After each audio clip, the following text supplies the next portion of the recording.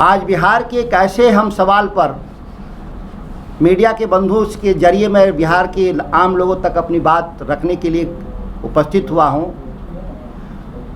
जो इस तरह के घटनाएं इतिहास में कभी कभी होती हैं।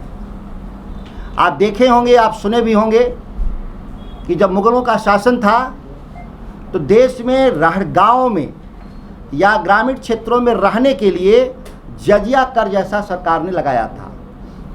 उसी तरह से केरल में लोगों ने सरकार के तौर पे वहाँ ने राजाओं ने स्तन टैक्स तक लगाने का काम किया था।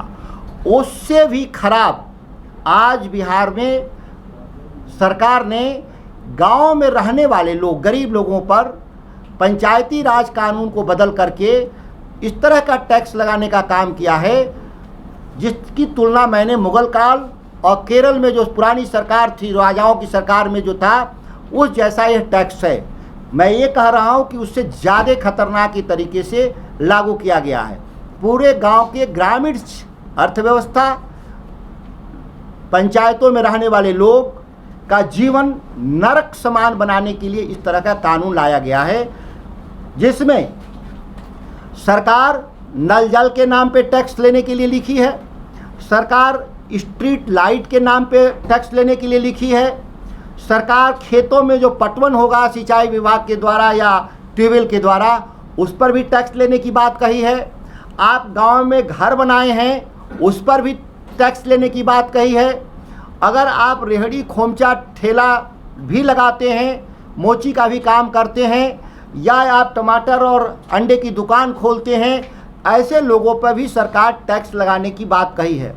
वह टैक्स न्यूनतम 100 रुपये प्रति परिवार से लेकर 5,000 तक भी हो सकता है, ऐसा बिहार सरकार ने कहा है। सवाल यह है कि टैक्स क्यों चाहिए सरकार को, और ये सरकार को इससे कितना टैक्स मिलेगा, ये अभी तक सरकार ने नहीं बताया। 2 करोड़ बिहार में जो घर हैं, अगर हम एवरेज 200 रुपया भी अगर माने टैक्स, तो छोटा सा पैसा टैक्स मिलेगा सरकार को। 4 से 800 करोड़ रुपया टैक्स मिलेगा। ये 4 से 800 करोड़ टैक्स वसूलने के लिए बिहार के 13 करोड़ जो गरीब लोग हैं, अगर उसकी खर्चे देखें लागत टैक्स वसूली का, तो उससे ज़्यादा होगा। अभी तक जो हमको गांव के लोगों को देना पड़ता था, अपने बिजली जलाने के भी पैसे लोगों को देना था, टेलीफोन इस्तेमाल कर रहे थे, मोबाइल, उसका भी पैसा वो दे रहे थे, नमक से लेके कफन तक खरीद रहे थे, उस पर भी GST वो 18 से 20% दे रहे थे, डीजल पेट्रोल इस्तेमाल किया उस पर टैक्स दे रहे थे, गाड़ियों पे चढ़ रहे थे उसका भी वो भाड़ा दे रहे थे। तो कोई ऐसा नहीं था जिसमें वो लगातार हमारे देश के और बिहार के गांव के लोग पैसा नहीं दे रहे थे। फिर उनके ऊपर यह दोहरा बोझ बढ़ाने की क्या ज़रूरत, जबकि ज़मीन जो है, ज़मीन जो खेती करते हैं उसको भी मालगुजारी देते हैं सरकार को। ऐसा कोई तरीका नहीं है जिससे सरकार पैसा नहीं वसूल रही थी। देखिए, इसमें एक बड़ा गहरा षड्यंत्र है। गहरा षड्यंत्र क्या है कि जो लोग राज सत्ता के खिलाफ विद्रोह करेंगे, जो सरकार की बात नहीं मानेंगे, अडानी अंबानी के लिए जो ज़मीन अधिग्रहण हो रहा है, सैटेलाइट सिटी बनाने की बात, गांव के ज़मीन को कब्जा करके, इस तरह के तमाम लोगों में जब विरोध करेंगे, तो ऐसे लोगों को ये होल्डिंग टैक्स, जो पंचायती राज सरकार का जो होल्डिंग टैक्स जो कानून बनाया है, जो अभी कैबिनेट ने पास किया है, इसके जरिए गांव के लोगों को धमकाया जाएगा कि आप तो या तो हाँ में हाँ मिलाइए, ज़मीन को लूटने दीजिए, नहीं तो आपके घर बुलडोजर जाएंगे। जैसे पटना में अगर कोई सरकार की बात नहीं मानता है तो उसको नगर निगम के द्वारा नोटिस किया जाता है कि हाँ भाई, आपने जो घर बनाया है वो इलीगल है, या उसका फ्लोर रेशियो है ज़्यादा बनाए हैं। तो डर से लोग, शहर के लोग क्या करते हैं, सरकार की हर बात को मान जाते हैं, कोई विरोध दर्ज नहीं करते।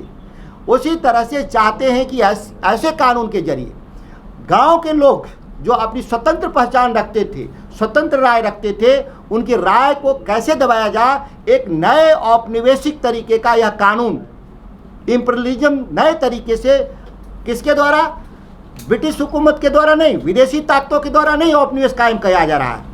हमारे देश में हमारी बनाई हुई सरकार के द्वारा एक उपनिवेश के तौर पे हमको इस्तेमाल करने के लिए इस तरीके का कानून पास किया गया है। कानून तो पहले से था 2006 से। आश्चर्य है कि यह नियम आज क्यों पास किया गया। चेहरे पे ग्लो लाए, जहां भी जाऊं सबकी नजर ठहर जाए, एक मैजिक टच पर्सनालिटी निखर जाए। जॉय टिश्यूज का कमाल अब देखो हर बार। जॉय टिश्यूज यूज करो तो तुमको मिलेंगे बहुत लोग। जॉय टिश्यूज यूज करो तो तुमको मिलेंगे बहुत लोग। चार्म बढ़ाए, सबको पास लाए। Joy tissues, Joy tissues. आपके शहर का एक विश्वसनीय ब्रांड। उपयोग करते समय अपनेपन का एहसास।